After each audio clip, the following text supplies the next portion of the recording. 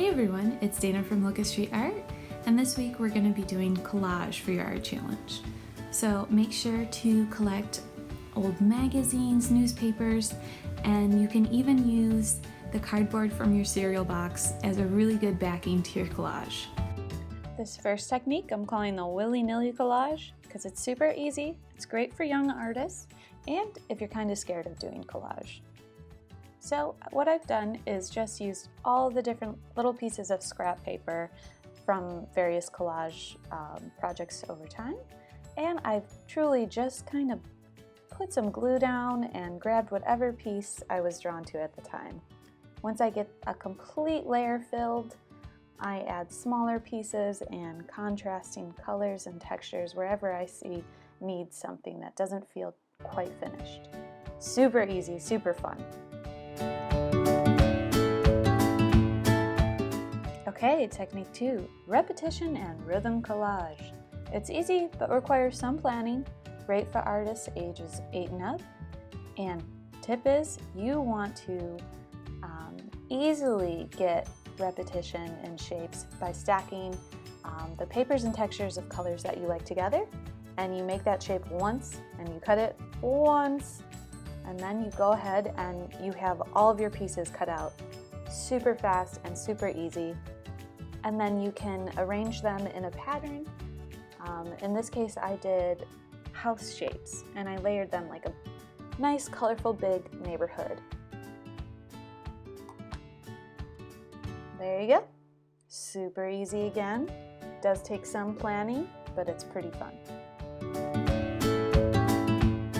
This next technique is just a simple collage. It's great for those beautiful images that you want to have as a focal point. Highlights texture, color, and shape, and generally has a smaller time commitment. So really what you want to do is just grab those interesting shapes and images that you found, and this is something you might want to really highlight. So I had this dog image. It didn't work out. That's okay. I decided to use a paper that I really like to make a leaf. I also have a craft box filled with random items that might be usable for various projects, so I found twine that I wanted to include to kind of highlight the shape of my leaf and include a nice layer of texture. Here's another example I did with a vintage illustrated butterfly.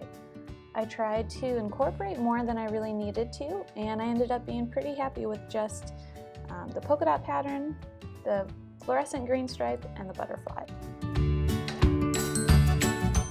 Technique 4 is a layered collage. Focus on how colors and textures interact with each other. Does take patience. I would recommend ages 10 plus try this. But what I've done is I've used some of my favorite images from an old sloth calendar I had. I just miss looking at these sloths every month. So what I did is I found one of my favorite images, and I just cut it out on a triangle. I didn't really want to have these intricate shapes. I just wanted to focus on triangles and colors and textures and patterns. Technique 5 is my favorite. I'm calling it the hourglass collage. It's good for teens and adults with time to spare. You must have a pair of scissors you like, or you may not enjoy this collage, but I promise you, you'll like how it comes out. So what I've done is I've picked out images that I really love. I love black and white photos, and I love to introduce just pops of color. So wanted to create pops of color with different images of nature. If I couldn't find any leaves, it's really nice to just create that simple shape with different textures and colors you find, and then arrange them however you like. So what I'm doing is I'm creating a border of flowers and leaves, and then I'm going to put the black and white image behind it. I arranged it first and then just took a picture with my phone so that I had a reference for my placements that I liked. And there you have it. As you can see, I did alter the final project with a little house at the very end because I did feel it was missing something. So don't be afraid to go back and alter things. These are just a couple of different ways you can create a collage. There's so many other ways you can do it.